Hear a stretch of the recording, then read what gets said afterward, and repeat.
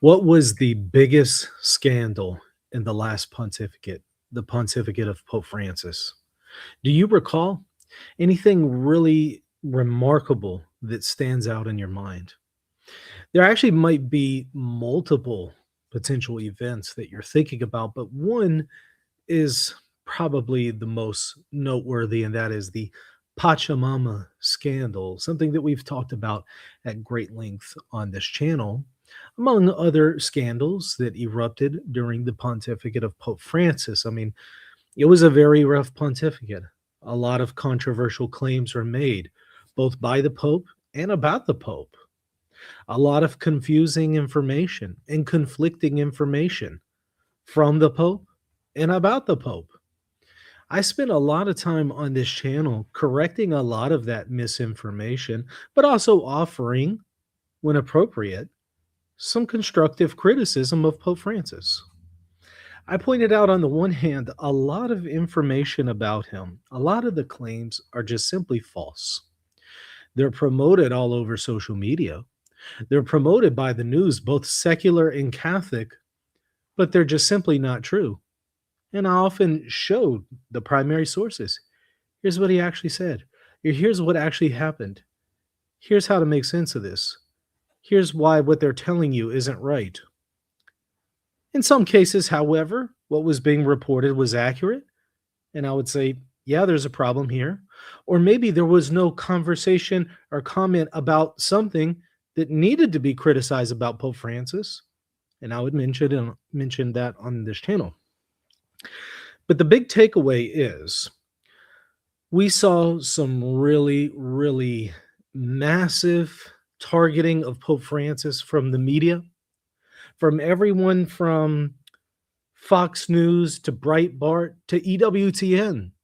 So whether secular, Catholic, we saw a lot of people in the media targeting Pope Francis. That same media, by the way, is conspicuously silent about some things going on in this pontificate, which raises some questions.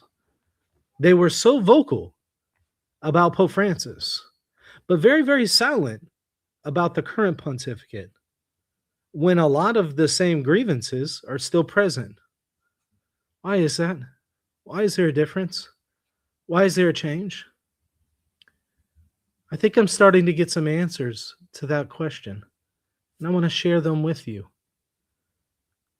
We're seeing in this new dump from the Epstein files of 3 million documents that people are still trying to make their way through because there's just so much of it.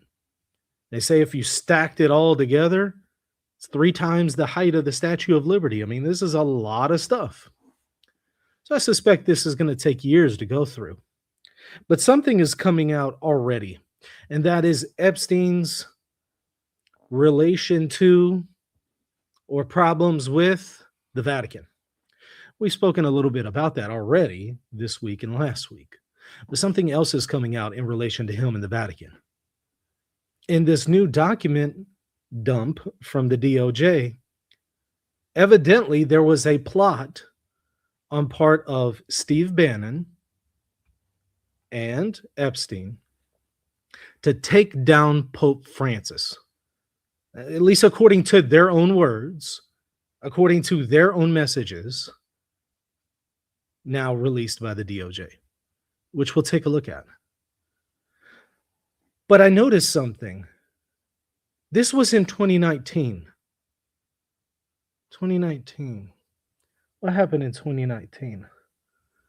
Oh, at the end of 2019 was that huge controversy with the Pachamama thing, which, again, I have said from day one was scandalous and should not have been done. And there were a lot of problems with it afterwards. The way Pope Francis handled it was horrible, but also incredibly scandalous. But was it what a lot of people said it was? Well, I went through the footage exhaustively and showed, actually, there's a lot of misinformation about this. But I also went through all of the media articles and posts about that situation. And what I showed was There was a very clear intention on part of the media to spread misinformation about Pope Francis in that situation with Pachamama.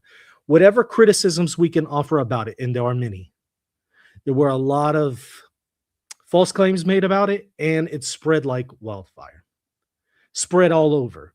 And there was very clear intention on part of the media to spread that misinformation. And I showed in a 3-hour exhaustive video the development of the story in the media from when it first appeared to what it eventually became. And I showed how it happened.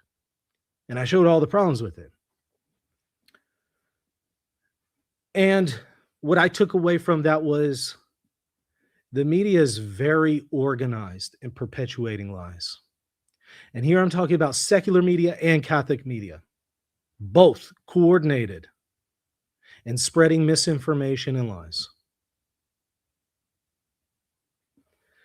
So I noticed that was in 2019, at the end of 2019, the same year that Bannon and Epstein are talking about taking down Pope Francis. How were they taking him down? From what I can tell, it looks like by articles in the media, books, and maybe other forms of media. We'll take a look at it here in just a second. But what this is revealing is that there was a targeted attempt on part of some people who are very well placed in society to influence the media with a lot of connections in the media. There was a clear intention on their part to put into action those media outlets against Pope Francis. Whatever criticisms you have of him, and I have a lot, with all due respect, I do have a lot of them.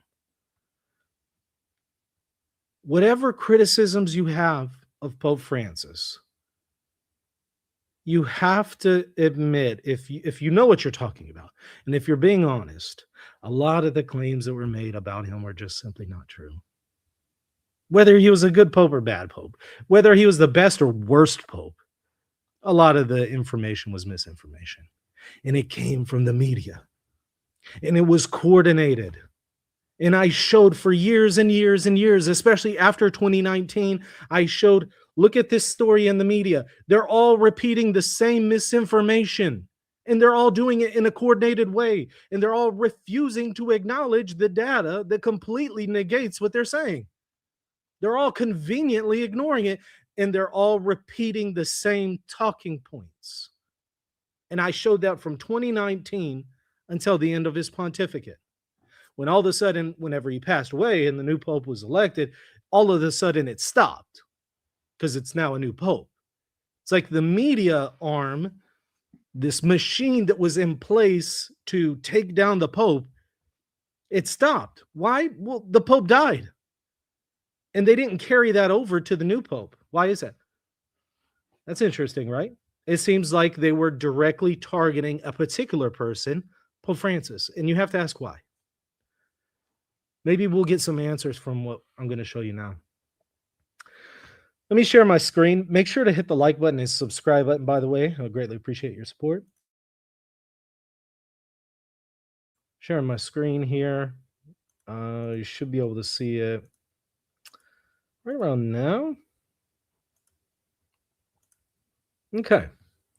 This was something posted by one Christopher Hale, who has some criticisms of Epstein and Bannon, and made some comments about this situation. And let's maybe read a little bit of what he posted, because it's maybe a good primer, a good introduction for the conversation.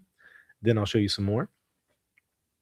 He says, in a shocking exchange from 2019, billionaire sex offender Jeffrey Epstein and former Trump strategist Steve Bannon discussed a plan to take down Francis, referring to the late Pope Francis. Now, we already spoke about Steve Bannon just a few days ago because his name came up in the Epstein files, because Epstein was trying to find a mass for Steve to go to.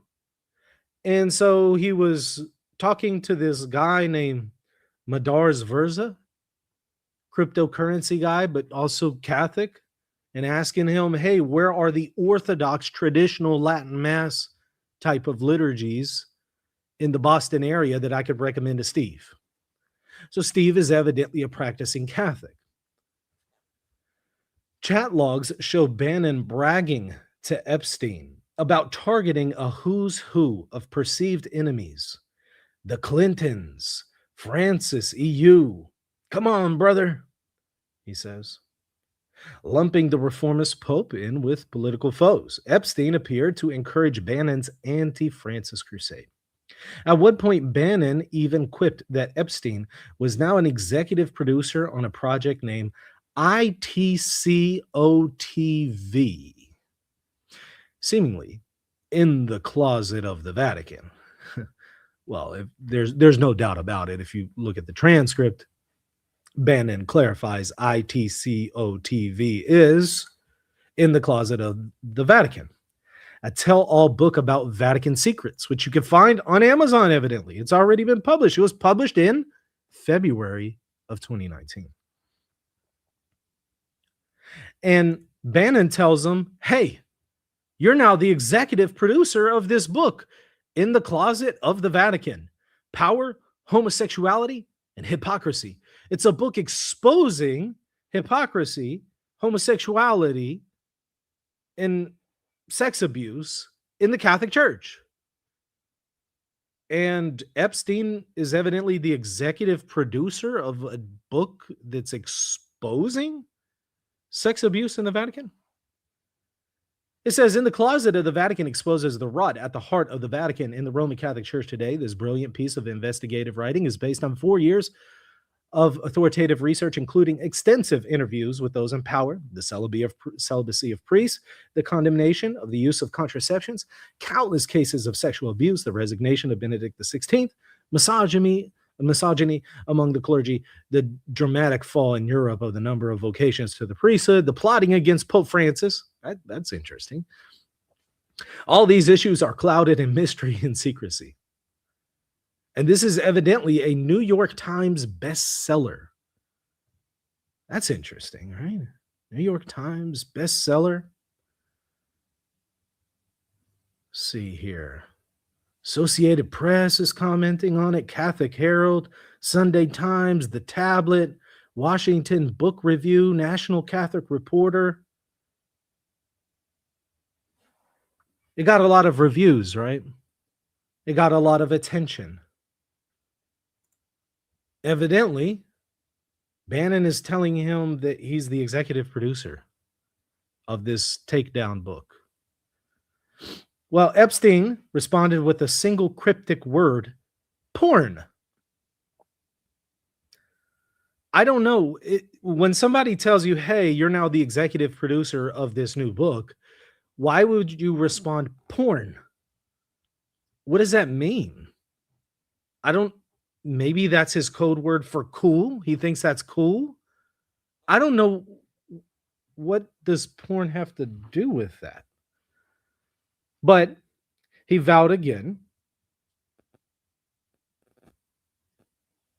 will take down Francis. Give me 1 second here. I have to check on this.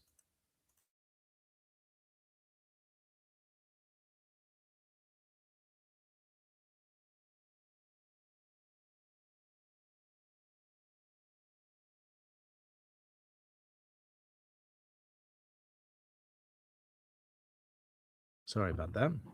Urgent matter I had to make sure to check on. The joys of doing things live, right? So he says porn, and then Bannon tells him, will take down Francis. Very clearly, very explicitly, an intention to take down Pope Francis, early 2019. The messages read like a far-right thriller, a disgraced financier and a populist ideologue conspiring against the leader of the Catholic Church. Here's the actual transcript. Porn. Steve Bannon says, will take down Francis. The Clintons, Francis, EU. Come on, brother. Come on, brother. ITCOV, question mark? Like, what is this ITCOV thing that I'm now the executive producer of? Bannon says, in the closet of the Vatican. So, again, this book right here. Chomsky asking when film.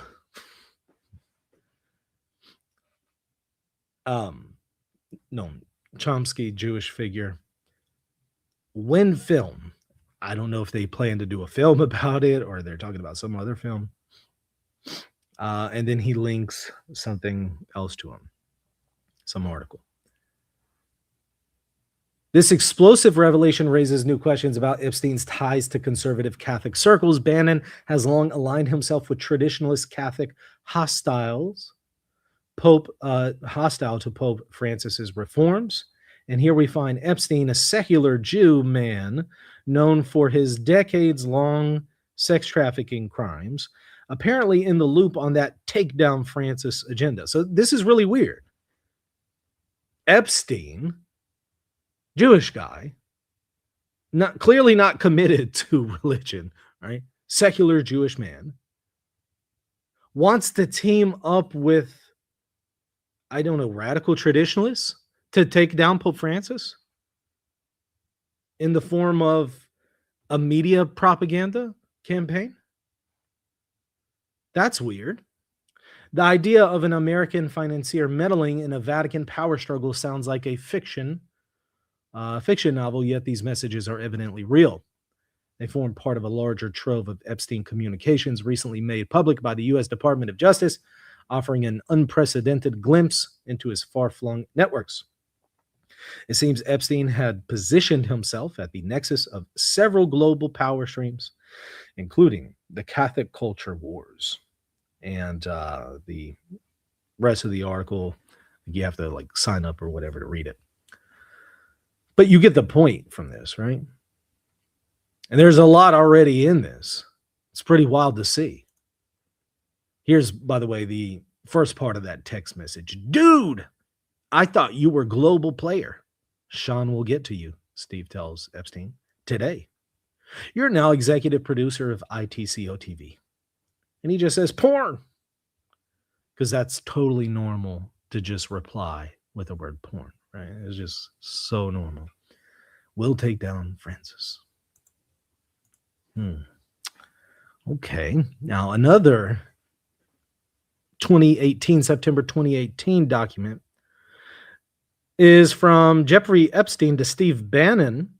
Subject is Vatican teams with WCC to push migration, decry populist nationalism. So they're not happy with Pope Francis's position on immigration, which, by the way, is the same position that Pope Leo has. Is there a huge campaign against Pope Leo on that? I haven't seen one.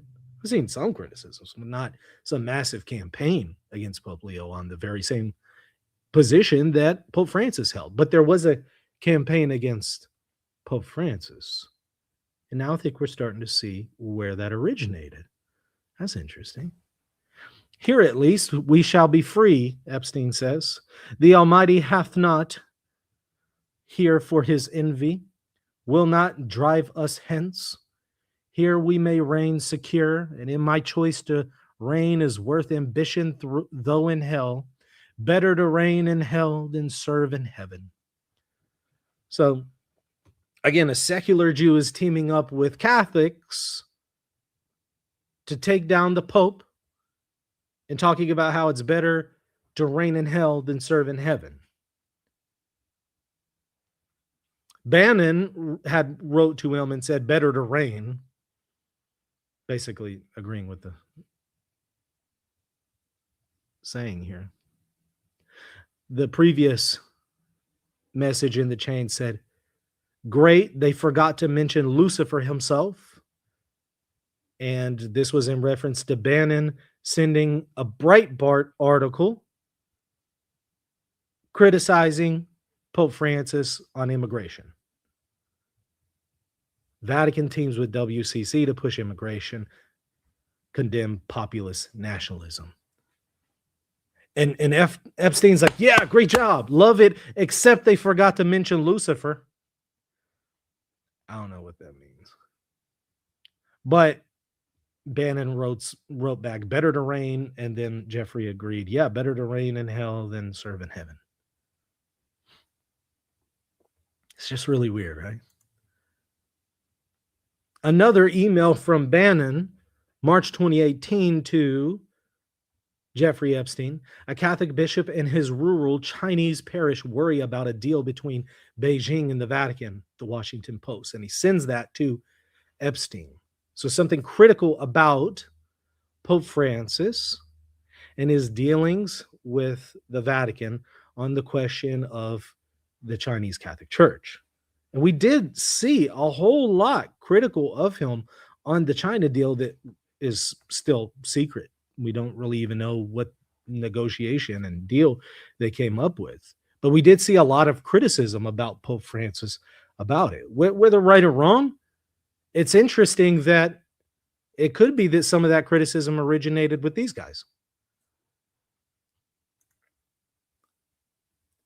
An FBI CHS reporting document, we talked about this on a previous show, shows that one of the hackers of Epstein had a Vatican City passport.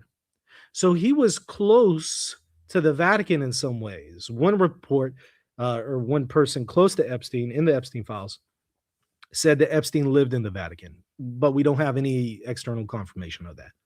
It's just a person saying he lived there.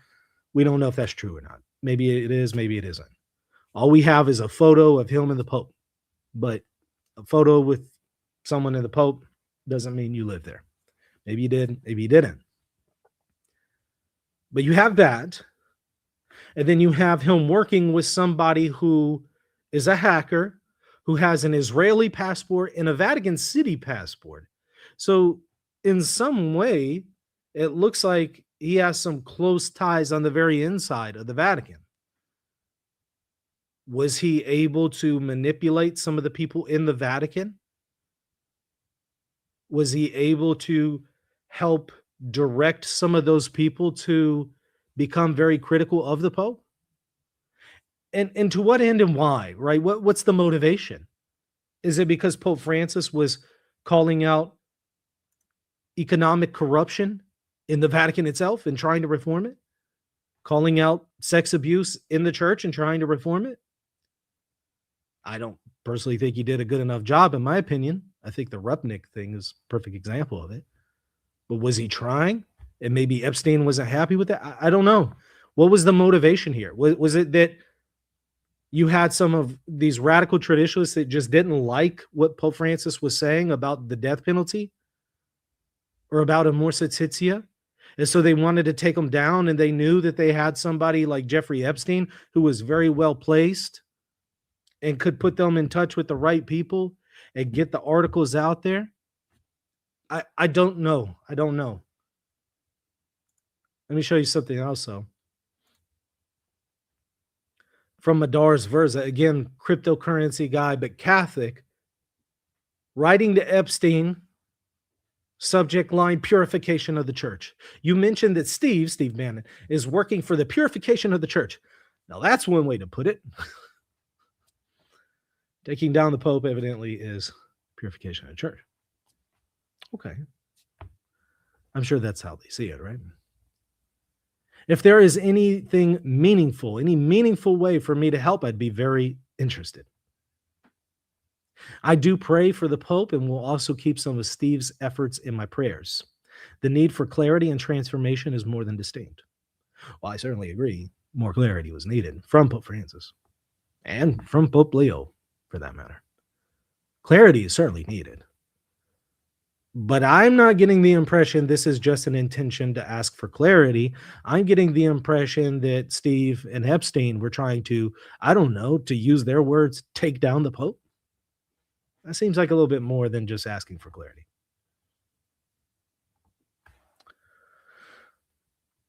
Another document shows something really weird. Towards the end of 2018, Epstein was trying to organize a trip for the Pope to the Middle East.